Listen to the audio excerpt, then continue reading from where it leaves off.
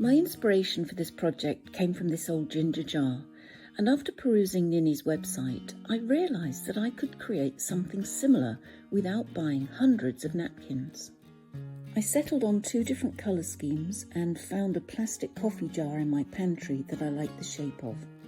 After washing it out, I gave it a quick coat of white acrylic paint. This is also from Nini's website. Most napkins have 3 layers, but we only needed the printed one, so carefully remove that from the 2 white ones below. Cut part of the napkin that you want to use, making sure that you add in a little bit to stick underneath.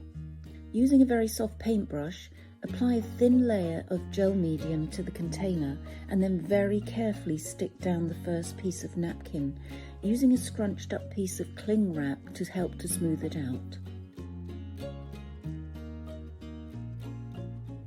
Do the same again with your second piece of napkin. And now for the top part. Place the lid in a piece of the napkin and draw around it. Now cut the circle out, cutting about 1 millimeter in from the line. Place this collar piece back on the container and use a pencil to make a mark where you need to make the cut. Go all the way around, draw in the circle and cut it out, and then it will look like this.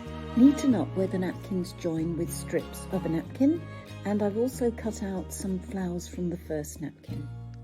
And now for the lid. I'm using the original lid from the container, a lid from a bottle and a bead. I've covered my lids with napkins, and now they are dry, I'm using a product called Gel Medium Tacky When Dry.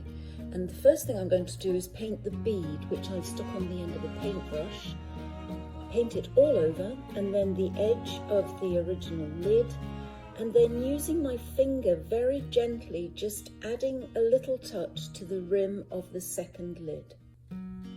Now the gel medium is dry, and so I'm taking a foil transfer sheet in champagne gold and putting it over the tacky gel medium. Apply some pressure, rub it really hard, and when you remove the sheet, the gold will have transferred to your surface. I've done that on both the lids and also on the bead. Always remember to use the foil with the gold side facing up. I decided to add some of the foil to the bottom of the container and also to the centre of the flowers, and as you can see, when the light catches it, it looks really pretty.